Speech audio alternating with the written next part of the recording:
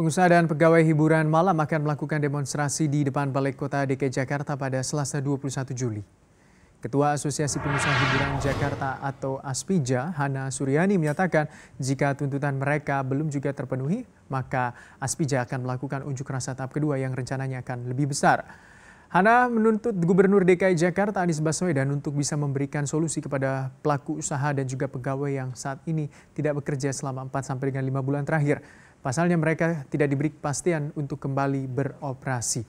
Sementara restoran dan juga kafe yang dinilai juga berpotensi menimbulkan kerumunan sudah boleh jalan dalam waktu sebulan terakhir.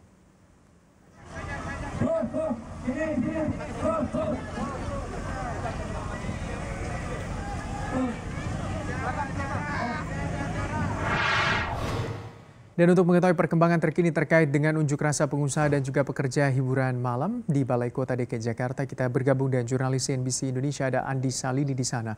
Selamat siang Salini, apa saja sebenarnya yang menjadi tuntutan dan juga harapan dari para pengusaha tentunya di depan Pemprov DKI Jakarta?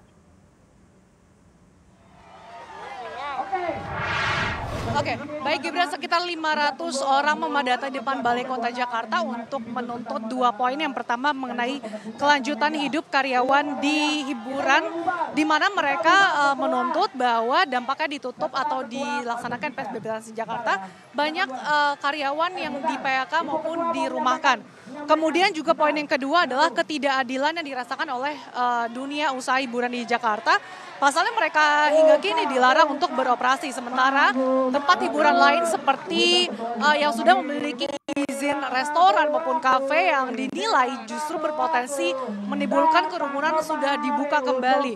Dan selain itu tadi juga di tengah dari demo yang berlangsung, pihak Asosiasi Hiburan Jakarta, Ibu Hana Suryani, tengah bertemu dengan pihak Pemprov DKI Jakarta untuk melakukan mediasi. Dan ini barusan saat ini Ibu Hana Suryani, Ketua Asosiasi Pengusaha Hiburan Jakarta, ini akan menyampaikan hasil dari mediasi. Sementara kita tunggu jawabannya. Memang sebelumnya dijadwalkan pembukaan bertahap selama pada bulan Juni lalu pada saat masa PSBB transisi.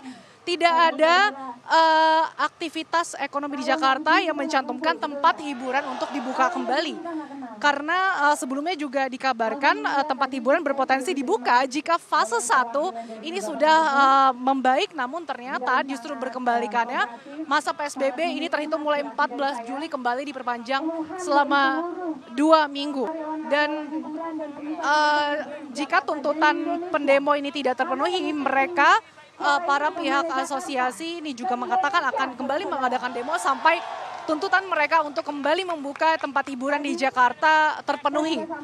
Dan kita dengarkan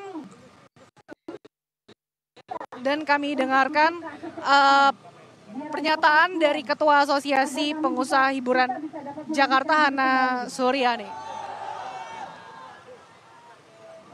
Ya baik, terdengar jelas di sini, tapi yang bisa kami sampaikan bahwa tadi ketika demonstrasi berlangsung, baik pekerja maupun para pelaku usaha mengeluhkan bahwa banyak pelaku usaha yang sudah mengeluhkan tidak bisa lagi untuk membayar gaji karyawan. Memang pada saat awal-awal masa PSBB diberlakukan, pihak pelaku bisnis ini masih bisa membayar gaji karyawan sekitar 50%. Namun hingga saat ini para pelaku usaha semakin tercekik sehingga mereka sudah tidak mampu lagi untuk membayar karyawan mereka maupun untuk membayar sewa serta ruko mereka. Dan banyak karyawan juga yang mengeluhkan bahwa mereka sudah tidak bisa lagi untuk membayar kosan atau tempat tinggal mereka, sampai-sampai mereka makanya menuntut kenapa tempat hiburan harus kembali dibuka. Pasalnya sektor-sektor lain akan menimbulkan kerumunan sudah ke Gibran. Terima kasih tentunya jurnalis CNBC Indonesia Andi Salini langsung dari depan gedung Balai Kota Jakarta.